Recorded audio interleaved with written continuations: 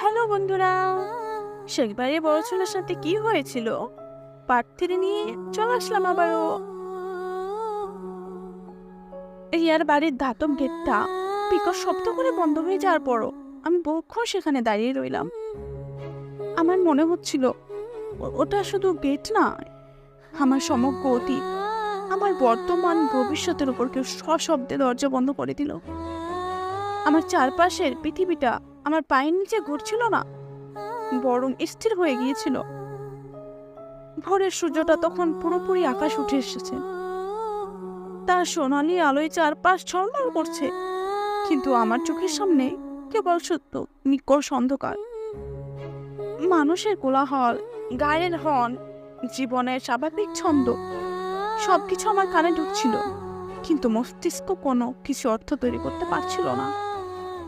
আমি যেন এক কাচের দেয়ালের ওপারে দাঁড়িয়ে আছিলাম, যেখানে বাইরের পৃথিবীর সাথে আমার সমস্ত সংযোগ বিচ্ছিন্ন। রিয়ার বলা শেষ কথাগুলো আমার কানে অবিরাম প্রতিধ্বনিত হচ্ছিল। অবাক যখন দরজা দিয়ে আসে, ভালোবাসা তখন জানালা দিয়ে পালায়। রাফেদ, আবেগ দিয়ে জীবন চলে না। ভালোবাসা কি অদ্ভুত ঠুনকো একটা শব্দ। এই ভালোবাসার জন্য আমি আমার পরিবার, আমার সম্মান, আমার চাকরি সবকিছুকে বাজি রেখেছিলাম। আর সেই ভালোবাসায় আজ আমাকে পথের ভিখারি বানিয়ে উপহাসের হাসি হাসছে। আমার ভাই রাহাত আমাকে ফকিন্নি বলেছিল, তখন আমার আত্মসম্মানে লেগেছিল, প্রচন্ড ক্রোধ হয়েছিল। কিন্তু রিয়া যখন তার মিষ্টি গলায় ভালোবাসার মোড়কে মুড়ে আমাকে আমার চাল চলাইনতার কথা মনে করিয়ে দিল, তখন ক্রোধ নয়, আমার ভেতরটা ভেঙে গুড়িয়ে গেল। রাহাতের আঘাত ছিল বাইরে, কিন্তু রিয়ার আঘাতটা ছিল আমার আত্মার গভীরে। আকাশের দিকে তাকালাম, কিছুক্ষণের মধ্যে উজ্জ্বল আকাশটা কালো মেঘের চাদরে ঢেকে গেল। বাতাসটা কেমন যেন ভারী হয়ে উঠল। একটু আগে সোনালি সকালটা মুহূর্তে এক বিষণ্ণ দুপুরে পরিণত হলো। 2-1 ফোঁটা বৃষ্টি নামার তপ্ত গালে এসে পড়ল। আমি প্রথমে বুঝতে পারলাম না এটা কি আকাশের কান্না নাকি আমার নিজের চোখ থেকে গড়িয়ে পড়া জল, কিন্তু আমার চোখ তো কবেই শুকিয়ে গেছে। কিছুক্ষণের মধ্যে ঝমঝম করে বৃষ্টি নামলো, এমন বৃষ্টি যেন আকাশ তার সমস্ত অভিমান আর কষ্ট আজ একসাথে জড়িয়ে দেবে। রাস্তার মানুষগুলো মুহূর্তে ছত্রভঙ্গ হয়ে গেল, সবাই দৌড়ে যে যার মতো আশ্রয় খুঁজে ছুটছে। শুধু আমি দাঁড়িয়ে রইলাম। বৃষ্টির প্রতিটি ফোঁটা আমার শরীরে ছুরির ফলার মতো বিচ্ছিল। আমার শার্ট প্যান্ট ভিজে জবজব হয়ে গেল, শরীর বেয়ে জলের ধারা নামছে, কিন্তু আমার ভেতরের আগুন নেভানোর ক্ষমতা এই বৃষ্টির নেই।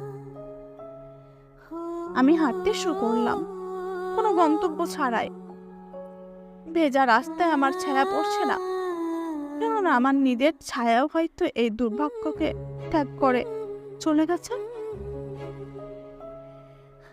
শহরের অলিতে গলিতে ঘুরতে ঘুরতে কখন যে 3 গড়িয়ে সন্ধ্যা নামলো আর সন্ধ্যা পেরিয়ে রাত হলো, আমার কোনো হুঁশ ছিল না। বৃষ্টির তেজ কিছুটা কমেছে, কিন্তু থামেনি, টিপ টিপ করে ঝরেই চলেছে।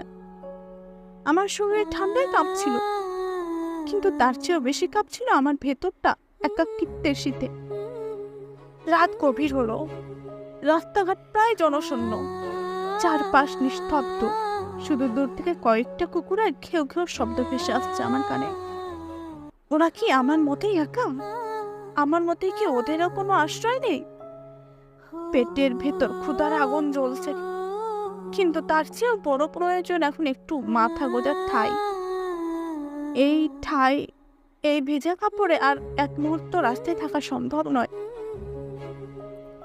পকেট থেকে মোবাইলটা বের করলাম, ভাগ্যিস প্লাস্টিকের প্যাকেটে রাখায় ওটা মিষ্টির হাত থেকে বেঁচে গেছে। ফ্ল্যাশ লাইটটা জ্বালিয়ে আমি এই অন্ধকার রাতে একটু আশ্রয়ের জন্য চারপাশে দেখতে লাগলাম। হাঁটতে হাঁটতে একটু দূরে যেতেই দেখলাম আমার মতো আরো কয়েকজন বৃষ্টিতে ভেজা মানুষ একটা বন্ধ দোকানের চালার নিচে জড়ো হওয়ার চেষ্টা করছে। ওরা রাস্তা থেকে তড়িঘড়ি করে উঠে একে অপরের সাথে জায়গা ভাগাভাগি করে নিচ্ছে। ওদের চোখে মুখেও আমার মতোই একরাশ অসহায় আর অনিশ্চয়তা। দৃশ্যটা দেখে আমার বুকের ভেতর মোচড় দিয়ে উঠল। এই বিশাল শহরে ওরাও আমার মতোই বড্ড একা, ওদেরও কেউ নেই। শেখ বাড়ির বড় ছেলে আজ রাস্তার আর 5টা গৃহহীন মানুষের একজন। নিয়তির কি অদ্ভুত পরিহাস। কয়েকজন এদিক ওদিক খুঁজে কিছু দোকানের ছাউনি আশ্রয় পেল। আমিও মরিয়া হয়ে একটা মাথা গোজার জায়গা খুঁজতে লাগলাম। অবশেষে একটা পুরনো মার্কেটের বারান্দায় একটু শুকনো জায়গা পেয়ে গেলাম। জায়গাটা আবর্জনায় ভরা, স্যাঁতসেঁতে গন্ধ নাকে আসছে। কিন্তু এই মুহূর্তে এটাই আমার কাছে প্রাসাদের চেয়ে কম কিছু নয়। আমি দেয়াল ঘেঁষে শরীরটাকে এড়িয়ে দিলাম। ভেজা কাপড়ের ঠান্ডাটা সরাসরি কংক্রিটের মেঝে থেকে আমার শরীরে ছড়িয়ে পড়ছিল। আমার ঘুম আসছিল না, আসার কথাও নয়। নরম বিছানা, মাথার নিচে 2টো বালিশ ছাড়া আমার কোনোদিন ঘুমানোর অভ্যাসই ছিল না। আর আজ বালিশটা দূরের কথা, মাথার নিচে রাখার মতো একটা শুকনো ইটও নেই। শক্ত ঠান্ডা মেঝেতে পিঠটা যেন গেঁথে যাচ্ছিল। মনে মনে নিজেকে বললাম, রাফি, এটাই তোর নতুন জীবন, অভ্যাস করতে হবে। এখন থেকে এটাই তোর বাস্তবতা। আমি চোখ বুঝেও ঘুমাতে পারছিলাম না। চোখের সামনে ভাসছিল মায়ের কঠিন মুখ, রাহাতের বিশ্বাসঘাতকতা আর রিয়ার সেই তাচ্ছিল্যের হাসি। সমস্ত ঘটনাগুলো রিলের মতো আমার মাথায় ঘুরপাক খাচ্ছিল। আমি রাত জেগে বৃষ্টি পড়া দেখতে লাগলাম। ঝুম বৃষ্টি আবার শুরু হলো। মনে হচ্ছিল আকাশটার মনে আজ ভীষণ কষ্ট। তাই সে তার সমস্ত চোখের জল এভাবে বিসর্জন দিয়ে নিজেকে হালকা করছে। কিন্তু আমার কষ্টগুলো, সেগুলো পাথরের মতো জমে আমার বুকের ভেতরে বসে আছে। আমি কাঁদতে পারছি না। আমার সব কান্না যেন শুকিয়ে বরফ হয়ে গেছে। ওদিকে সে ধাতব গিটের ওপারে তখন চলছিল অন্য এক নাটক। রিয়া দ্রুত পায়ে বাড়ির ভেতরে ঢুকে তার মাকে ড্রয়িং রুমে দেখতে পেল। ওর মা সোফায় বসে পত্রিকা পড়ছিলেন। রিয়াকে এই অবস্থায় দেখে তিনি চমকে উঠলেন। রিয়া আর এক মুহূর্ত অপেক্ষা করলো না, ছুটে গিয়ে মাকে জড়িয়ে দিয়ে হাউমাউ করে কেঁদে ফেলল। তার কান্নার দমকে পুরো শরীরটা থরথর করে কাঁপছিল। ওর মা মিসেস আফরিন মেয়ের মাথায় হাত বোলাতে বোলাতে উদ্বিগ্ন গলায় বললেন, কি হয়েছে মা, তুই কাঁদছিস কেন? আর রাফিদ কোথায়? তোরা না আজ একসাথে? টিয়া কান্নারত অবস্থায় মুখ তুলে বলল, মা, আমি ভুল করেছি। আমি অনেক বড় ভুল করে ফেলেছি। আমি তোমাদের অভাত্তরে ওকে বিয়ে করেছি। ঠকেছি মা, আমি ঠকে গেছি। মিসেস আফরিন মেয়ের কথা শুনে আরো অবাক হলেন।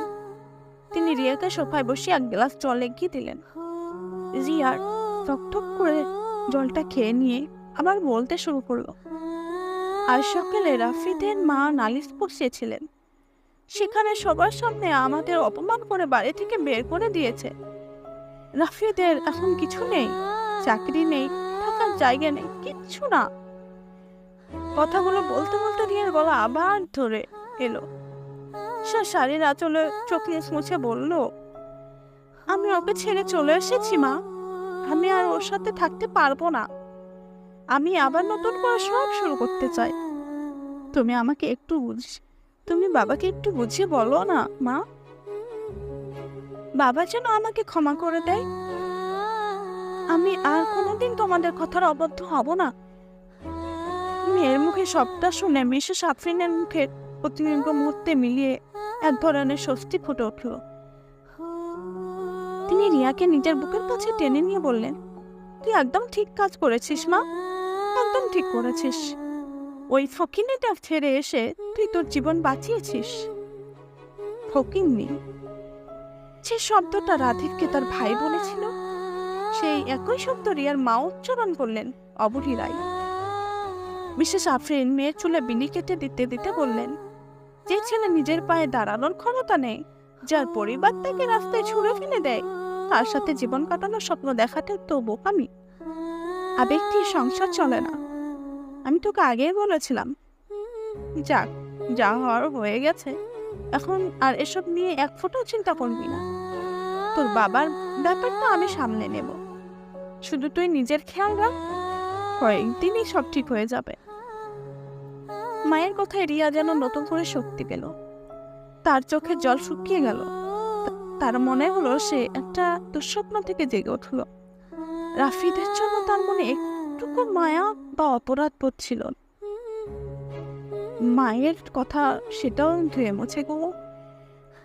সে এখন শুধু নিজের ভবিষ্যৎ নিয়ে ভাববে, যেখানে রাফিদের কোনো অস্তিত্ব থাকবে না। আর আমি, রাফিদ, সে মার্কেটের ঠান্ডা বারান্দায় শুয়ে বৃষ্টি শব্দ শুনছিলাম। আমার কানে তখন মায়ের কথা, ভাইয়ের কথা, বাড়ির কোনো কথাই বাজছিল না। আমার ভেতরটা এক অদ্ভুত শূন্যতায় মরে গিয়েছিল।